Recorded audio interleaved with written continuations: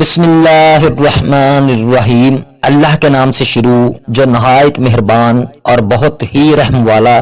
پینتن double voice channel کی طرف سے محترم ناظرین السلام علیکم۔ محترم ناظرین، حضرت ابن عباس سے نقل ہوا ہے، شریح قاضی نے عمر بن خطاب رضی اللہ عنہ سے مشکل مسئلے کا حل دریافت کیا، جس پر ان کے چہرے کا رنگ متغیر ہو گیا اور غصہ کی حالت میں ادھر سے ادھر کر رہے تھے۔ خلاصہ یہ کہ وہ اس مسئلے کو حل نہیں کر سکے، یہاں تک کہ تمام اصحاب کو بلایا اور مسئلے کو ان کے سامنے پیش کیا اور کہا کہ اس کا راہ حل بیان کرو۔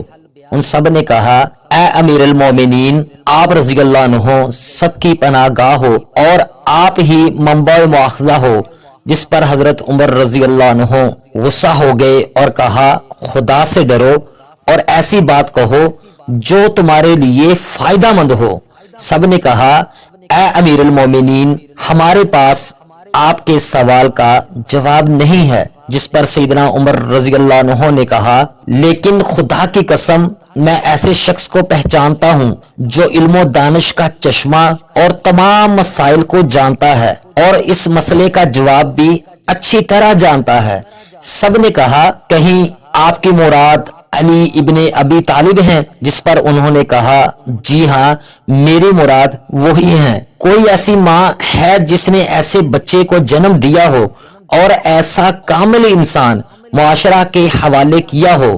لہذا کھڑے ہو جاؤ، ان کے پاس چلتے ہیں۔ جس پر سب نے کہا، کیا آپ رضی اللہ عنہ ان کے پاس جانا چاہتے ہو؟ آپ رضی اللہ عنہ حکم کریں کہ وہ آپ کے پاس آئیں۔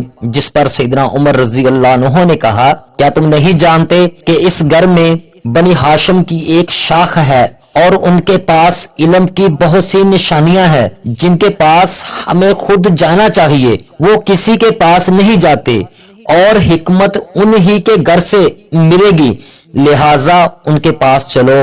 تمام اصحاب سیدنا عمر رضی اللہ عنہ کے ساتھ حضرت علی کرم اللہ وجہ الکریم کے پاس پہنچے اور سب نے دیکھا کہ وہ ایک دیوار کے پاس کھڑے ہیں اور اس آیت کی تلاوت کر رہے ہیں۔ ترجمہ، کیا انسان خیال کرتا ہے کہ اس کو بے ہدف چھوڑ دیا جائے گا؟ اس کے بعد اس کی تکرار کرتے ہوئے اور گریہ زاری کرتے ہیں حضرت عمر رضی اللہ عنہ نے شرح سے کہا، جو مسئلہ تم نے مجھ سے نقل کیا ہے اس کو ابوالحسن سے نقل کرو۔ شرح نے کہا، میں مسند قضاوت پر تھا کہ یہ شخص میرے پاس آیا اور کہا، ایک شخص نے ایک آزاد عورت جس کا مہر بہت زیادہ تھا اور ایک ام الولد عورت۔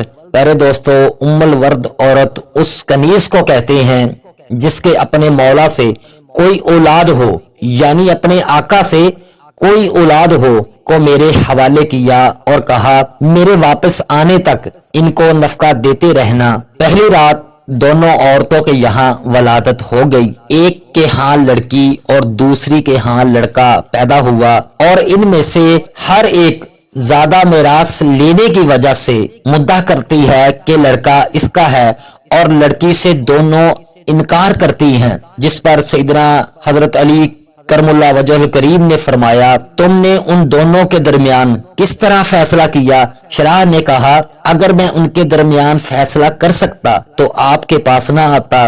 امیر المومنین حضرت علی علیہ السلام نے درخت کا ایک پتا اٹھایا اور شرح کو دیکھ کر فرمایا، اس مسئلہ میں قضاوت کرنا اس درخت کے پتے سے آسان ہے۔ اس کے بعد ایک برتن منگوایا اور ان عورتوں میں سے ایک عورت سے فرمایا، اپنے دودھ کو اس برتن میں نکالو۔ اس کے بعد آپ نے اس کا وزن کیا، پھر دوسری عورت سے کہا، اس نے بھی اپنا دودھ اس برتن میں نکالا۔